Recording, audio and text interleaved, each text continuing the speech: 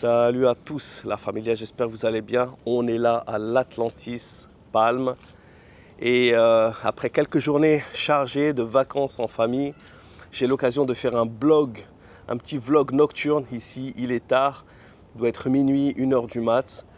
Il y a des lumières, c'est calme et ça c'est quelque chose qui me plaît. Et j'ai passé beaucoup de temps avec la famille, j'ai vraiment pas eu l'occasion. On était encore là toute la journée au parc encore aquatique, on a fait plein d'activités, des zoos, des jeux. Donc là, ils sont bien fatigués, ils sont partis dormir et je me suis dit, tu sais quoi, on va faire une petite discussion avec la famille et j'ai envie de vous partager quelques messages importants. Je vais me poser 2 secondes sur ce banc et puis après on va avancer, on va rentrer dans l'Atlantis parce qu'il y a beaucoup de bruit. Tout à l'heure, il y avait je voulais enregistrer à l'intérieur, mais en fait, il y a beaucoup de restaurants, de bars, de personnes encore qui sont à l'intérieur. Et donc, c'était très bruyant. Et j'arrivais pas à m'entendre parler. Donc, je me suis dit, non, ça va pas être agréable d'avoir une discussion avec les membres de la famille. Surtout que, même sous ce ton de vacances relax, j'ai envie de partager enfin un message très, très important.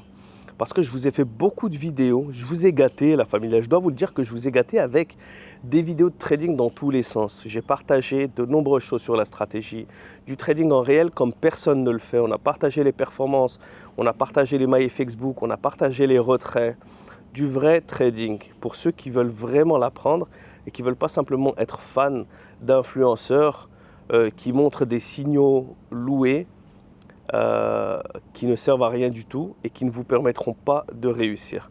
Moi, j'ai eu un parcours qui a été plus que tumultueux et dans cette chaîne, je ne sais pas si j'ai vraiment eu l'occasion de le partager. J'ai fait quelques petites vidéos de vlog, pas vraiment, mais aujourd'hui, je vais te partager un peu de mon vécu et j'espère que ça te permettra peut-être de t'identifier, peut-être d'apprendre des choses, peut-être d'éviter certaines erreurs que j'ai pu commettre. En tout cas, c'est ce que je te partage dans le trading, mais dans la vie de tous les jours, je ne partage pas trop.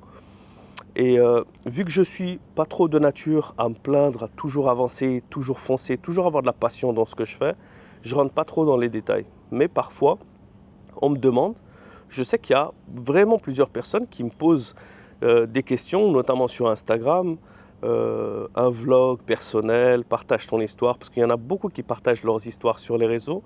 Moi, je préfère pas trop, mais je vais vous partager simplement ce qui est nécessaire avec un message important. Donc, on est là à Dubaï et en fait, pourquoi je suis vraiment inspiré? Pourquoi Dubaï, c'est un gros kiff? Dubaï, c'est pas juste le refuge des influx voleurs. Ici, personne ne les calcule, ils représentent même pas 0,0001% de tout ce qui se passe en business. D'accord? Je suis bien placé pour en parler. Dubaï, c'est devenu un hub financier, notamment par exemple de trading de l'or physique. Je pense qu'en termes de transactions, Dubaï est de loin maintenant numéro 1 en termes de transactions d'or journalier. Un hub financier, la licence maintenant financière de Dubaï, c'est une licence qui devient plus reconnue que des licences européennes par exemple. Il y a des très grands groupes qui se sont installés et qui ont la licence de DIFC, d'accord, des services financiers de Dubaï. Il y a également la licence d'Abu Dhabi qui est très très reconnue, qui s'appelle l'ADGM. Et donc, Dubaï, ce n'est pas juste les petits influenceurs. Dubaï, il y a d'énormes opportunités. Et la plus grande opportunité, c'est celle que j'ai envie de vous partager, c'est l'opportunité d'être inclus, peu importe d'où tu viens, peu importe ton background, peu importe ton origine sociale, ta couleur de peau, tu as l'opportunité de réussir à Dubaï. Et pourquoi je dis ça? Pour tous les francophones, pour tous ceux qui viennent surtout d'un milieu humble ou pour tous ceux qui sont d'une certaine classe sociale qui est plus modeste, eh bien parfois ça peut être un frein à la réussite parce qu'on a l'impression qu'il y a des portes qu'on n'arrive pas à ouvrir ou qu'on n'arrive pas à défoncer. Si on grandit en France, si on grandit en Belgique, si on grandit en Afrique, on a peut-être l'impression, comme ça m'est passé quand j'étais plus jeune. Après, maintenant, je m'en fous complètement parce que j'ai plus rien à prouver à personne et ça m'a permis même d'avoir une revanche sur la vie et de me battre encore plus. Mais c'est quelque chose, quand j'étais peut-être plus jeune, j'en ai souffert un petit peu. Les discriminations économiques, discriminations sociales, discriminations de classe.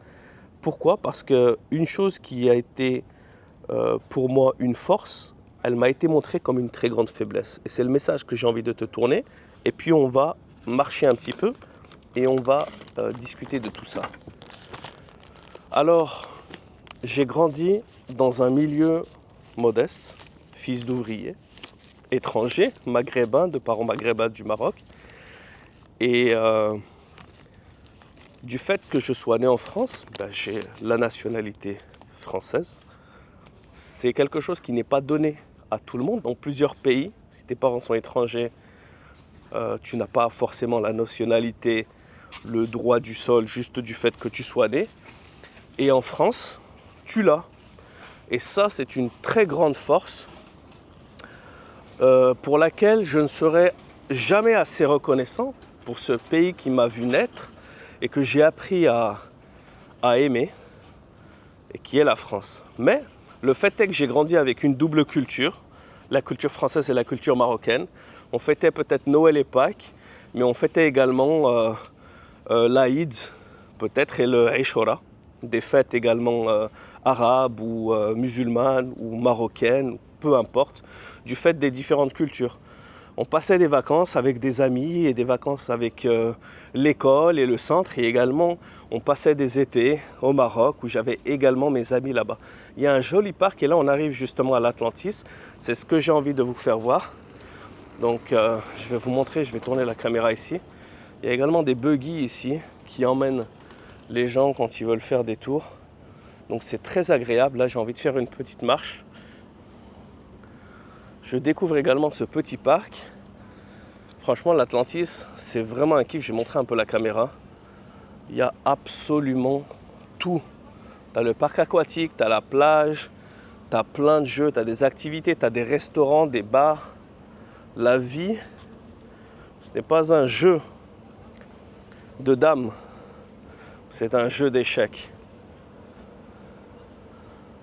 Life is not a game of checkers, but chess. Pourquoi la vie? Allez, petite digression, la famille. On est en mode vlog. Je ne vais pas écrire de script, mais petite digression. Pourquoi est-ce que la vie, je suis en train de voir là, si jamais je trouve un petit banc, il y a une jolie petite lumière, mais je pense qu'il y a des lumières également sur la plage. Donc on va avancer un petit peu. Et voilà, je recentre. On va avancer un petit peu sur la plage et on va discuter. Je vais me mettre sous une lumière. Pourquoi la vie, c'est pas un jeu de dames? C'est parce que dans le jeu de dames, simplement les pions, ils vont en avant et tu crois que tu peux simplement réussir si tu continues d'avancer. Et que l'échec, sans jeu de mots, c'est peut-être de faire un pas en arrière. Alors que non, ce qu'il faut apprendre, ça c'est quelque chose qu'on ne nous apprend pas assez souvent, c'est que la vie, c'est un jeu d'échecs et que parfois, c'est justement l'échec qui conduit à la victoire. Et le fait de faire un petit pas en arrière ou un petit pas de côté, c'est pas forcément un échec, ça fait partie de l'apprentissage et de la progression. Donc là, il y a une petite lumière. Je vais poser mes affaires pour pouvoir me poser un petit peu. C'est naturel, mets un like, balance un commentaire de soutien si tu kiffes ce genre de vidéo. Et puis à chaque fois que je voyagerai, de temps en temps, le soir, j'aime faire des marches. Je pourrais également te faire des vidéos dans différents endroits, dans différents pays. Voilà, là c'est mouillé, donc je vais simplement retourner ça. Voilà, je vais baisser cette chaise ici. Et là, je crois qu'on est bien. Voilà, il y a une petite lumière. On est bien ici, juste devant l'Atlantis. Et puis de toute façon, après, regarde. Après, on va rentrer. Et il y aura du bruit, je vous montrerai quand même. Donc, n'aie pas peur de l'échec. Parfois, dans différentes cultures, ou parfois justement dans des milieux modestes, on te dit la réussite, c'est de devenir médecin, ingénieur, avocat. C'est des études qui sont très dures. Des fois, il y a des numerus clausus. C'est pas donné à tout le monde. Et tu crois peut-être que ne pas réussir dans ce genre d'études, c'est un échec. Mais malheureusement, ce n'est pas la vérité. Parce qu'au jour d'aujourd'hui, tu peux être un informaticien, tu peux être un grand boulanger, tu peux être un entrepreneur, tu peux être un trader. Il y a beaucoup d'opportunités de réussir dans la vie. Il n'y a pas forcément ces ces métiers qui sont très nobles jusqu'au jour d'aujourd'hui, qui deviennent de moins en moins nobles malheureusement. Quand tu vois aujourd'hui ce que des médecins, ce que des profs d'école qui enseignent à nos enfants et qui nous ont enseigné gagnent, c'est tout simplement pitoyable. Donc la vie, c'est pas un jeu de dames, c'est un jeu d'échecs. Donc n'ayez pas peur de faire des pas arrière, des pas de côté. Le plus important, c'est de garder son focus et d'essayer d'avoir toujours quelques coups d'avance. Donc maintenant, j'en reviens à mon point où je vais te parler un petit peu de mon passif pour pouvoir expliquer les raisons qui m'ont conduit à être qui je suis et au partage de ce trading et de ce que je fais sur FBT. Donc j'ai grandi avec cette notion, peut-être, manque de confiance, de me considérer peut-être comme un citoyen de deuxième zone, citoyen de seconde classe, parce que je l'ai ressenti. Moi, j'étais gamin très joyeux, je faisais du sport, je faisais du skateboard. J'ai grandi dans une école privée, catholique. Bon, c'était juste par le nom. Après, c'était une école qui ne forçait pas à faire quoi que ce soit. Mais j'ai beaucoup aimé cette structure, un petit peu dans cette école, un petit peu stricte. Pourquoi? Parce que il y a d'autres écoles publiques dans lesquelles c'était n'importe quoi. Et puis, si tu n'étais pas bien entouré, tu pouvais très vite virer. Et puis, j'ai fait des bonnes études. J'étais un bon élève, assez studieux, plutôt studieux, parfois un peu dissipé, un peu bavardeur, mais j'aimais beaucoup le sport et j'aimais beaucoup les langues. J'avais toujours d'excellentes moyennes et d'excellentes langues dans les notes. Et l'une de mes plus grandes forces m'a toujours été présentée comme l'une de mes plus grandes faiblesses. Voilà, c'est quoi le premier message que j'ai envie de te transmettre. Donc, n'oublie pas que peut-être ce qu'on te montre du doigt, c'est ta plus grande force. Et moi, ça a été vraiment cette double culture franco-marocaine que j'ai perçue parfois comme un peu de discrimination, vraiment sans négatif, je m'en fous complètement. Maintenant, j'ai grandi quand j'étais jeune, peut-être que j'avais pas une carapace aussi dure, donc ça pouvait un petit peu m'affecter, des genres de petites discriminations à l'embauche, dans des stages, dans certaines choses. Je me suis très vite rendu compte que tu as des endroits où cette discrimination, elle n'existe pas. Et ça, c'était dans le sport. Parce que dans le sport, que tu viennes d'un milieu modeste, tu peux très bien voir maintenant que certains des plus grands athlètes, notamment moi j'ai fait des arts martiaux, donc j'ai fait du judo très jeune, de 5 ans jusqu'à 10 ans, 11 ans. Et après, à peu près vers 11 ans, on a changé de dojo et j'ai fait du kickboxing, qu'on appelait le full contact, pendant 7-8 ans, et en même temps du kung-fu. Une année, j'ai commencé le kung-fu avant, puis j'ai fait du full contact, donc 8-9 ans de kung-fu. Et là, il n'y a pas de discrimination. Donc, par exemple, on avait un entraîneur qui était maghrébin, dans le kung-fu, un entraîneur qui était noir africain. Il y avait des blancs, des asiatiques, il y avait des africains du Maghreb ou d'Afrique noire, des polonais, des gens humbles, tu avais des gens qui étaient plus aisés. On voyait vraiment les gens, par exemple, qui les déposaient dans différentes voitures, ou on discutait, on est tous devenus amis. Il y avait vraiment... Et tu sentais pas cette discrimination en fait. La seule chose, les seules classes qu'il y avait, c'était les niveaux, c'était les ceintures. Et j'ai l'impression que ça nous traversait même pas l'esprit. Nous, dans le groupe dans lequel on était, j'avais des Maghrébins, des Français, on va dire de souche, certains des Français avec également d'autres origines, espagnols, polonais, je ne sais d'où. En tout cas, c'était un grand mélange. Mais à l'époque, je ne comprenais pas la valeur de ça. Pourquoi c'est pas une digression, parce que pendant longtemps, ma chaîne, elle s'est appelée Martial Trader. C'est en me retrouvant dans ça que ça m'a permis de faire l'une des plus grandes progressions de ma vie. Donc je ne vais pas te donner un vlog sans valeur à 2 balles, à te dire des messages, achète ma formation, parce que ça, je m'en fous complètement. Si j'arrive à te transmettre un message qui te permet, toi, de retrouver ta force, que tu croyais être une faiblesse, de te retrouver toi-même, et te permettre d'avancer, ça sera ça la plus grande victoire de ce vlog. Et donc je faisais des arts martiaux, et puis l'école par la suite. Et en France, ça allait pas trop bien. Donc on continuait un petit peu.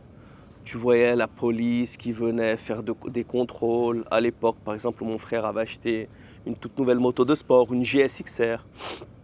Je venais d'avoir le permis moto et il me la laissait, j'allais faire des tours. Un jour, je me suis fait contrôler 5 fois lui, ça lui arrivait tout le temps, il avait pris l'habitude. Moi, ça m'était jamais arrivé. Je vais te raconter cette petite anecdote de contrôle et en même temps, je vais avancer pour faire un petit tour jusqu'au prochain checkpoint. Vu que là, il y a des enfants qui commencent à jouer au foot, ils font du bruit. Je pense pas qu'on l'entende, mais moi, j'aime beaucoup le silence. Donc on va avancer un petit peu là-bas. Tu sais quoi, en même temps, on va marcher. Peut-être ça va être un petit peu sombre au bord de la mer, mais de toute façon, là-bas, il y a un autre point bien lumineux dans lequel je vais me poser. Donc je te disais à propos de quoi? À propos du sport, je parlais de quoi? Voilà, à propos du contrôle de moto, la petite anecdote.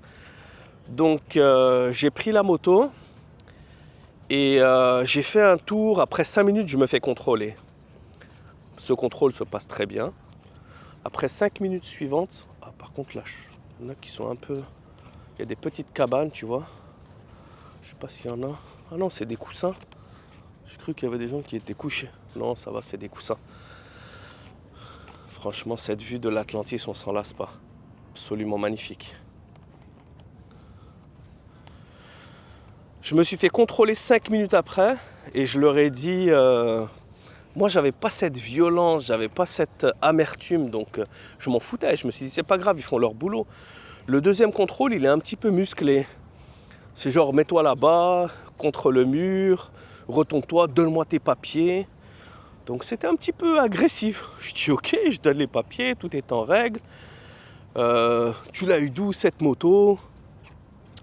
Bon, finalement, tout se passe bien. 3e contrôle, 4e contrôle, 5e contrôle.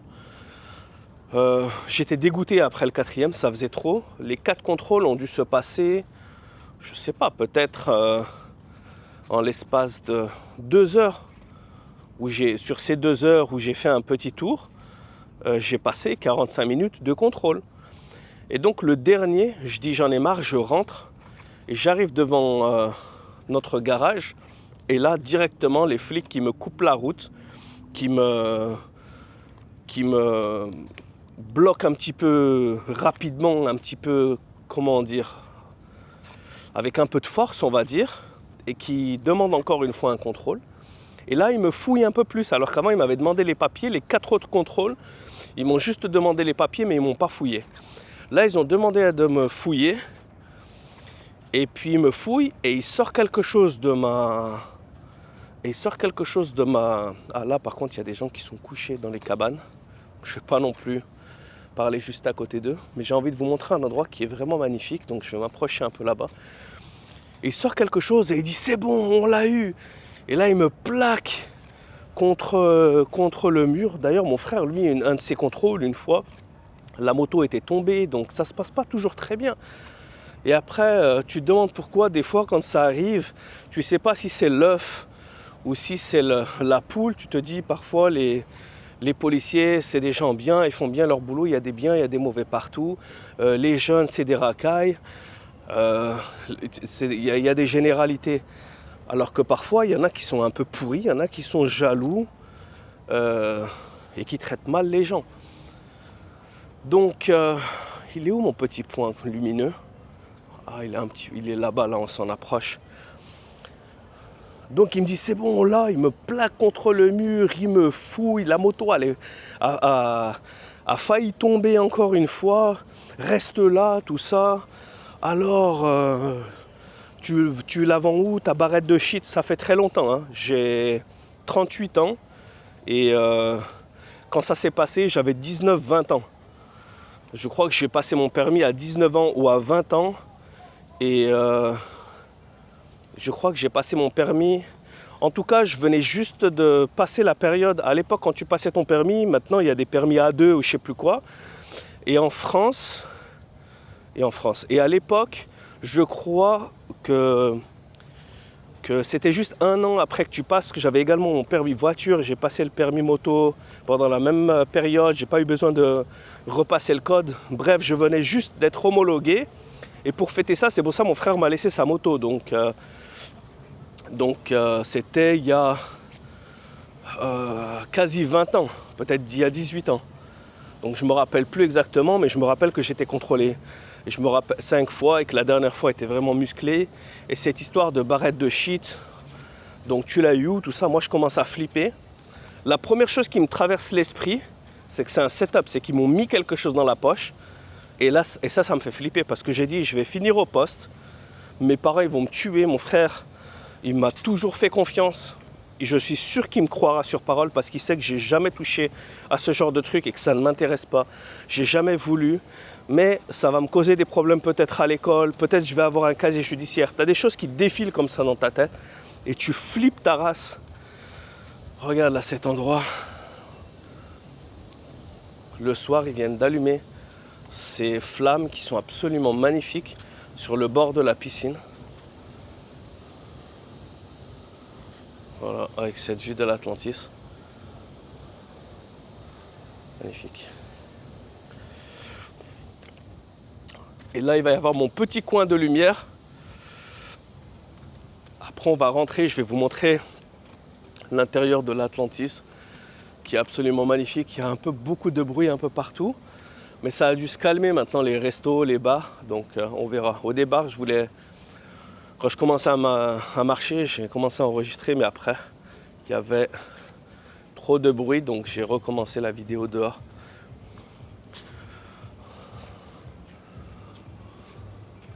Franchement, c'est impressionnant. Tu t'en lasses pas de cette vue. Si tu m'avais dit, il y a 20 ans, que je serais, pas seulement en tant que visiteur ou passer prendre des photos, quoi, mais que je resterais dans ce genre d'hôtel et que je vivrais ce genre de lifestyle, j'en aurais jamais cru. Je l'aurais jamais cru, même dans mes rêves les plus fous. Comme quoi, avec de la dédication, comme quoi, avec de la persévérance, et avec l'autorisation du Tout-Puissant, qu'on remercie, avec lequel on a la gratitude chaque jour, tout est possible. Ça, on ne l'oublie pas. Voilà, c'est ici mon petit coin lumineux qui est très beau. Je vais me poser ici. Voilà, on a un peu de lumière, on est bien.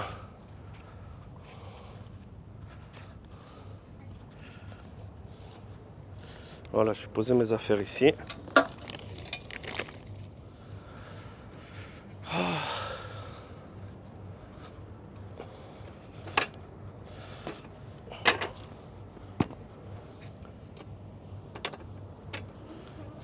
Voilà. Là, je pense qu'on a une bonne petite lumière. Voilà, on est bien là. Donc la familia. Et puis, je continue mon histoire. Barrette de shit, tout ça, ils me plaquent. Ils m'assoient, ils appellent sur leur radio, je sais pas quoi, leur téléphone. Ouais, on l'a eu, tout ça. D'accord, on arrive. Moi, je suis seul. Il y a 3 gars, ils appellent pour du renfort. Je me suis dit, ça y est, je suis un criminel et tout. Tu te victimises, tu t'imagines le pire. Tu te dis, mais c'est tellement injuste. Qu'est-ce qui t'arrive? Et puis, tu as le gars qui commence à ouvrir le film. Et là, je me rends compte, je vois parce que je reconnais directement. Et il ouvre et il voit que c'est la télécommande du garage. Parce que la télécommande du garage, elle était un petit peu pétée. Et mon frère avait mis du film plastique tout autour. Eux, ils ont cru que c'était des barrettes de shit. Donc, je sais pas quoi, de la drogue en tout cas. Donc, il regarde, et là, il le regarde. Et il me regarde et il me dit un truc genre, t'es con quoi, tu pouvais pas me dire que c'était ta télécommande?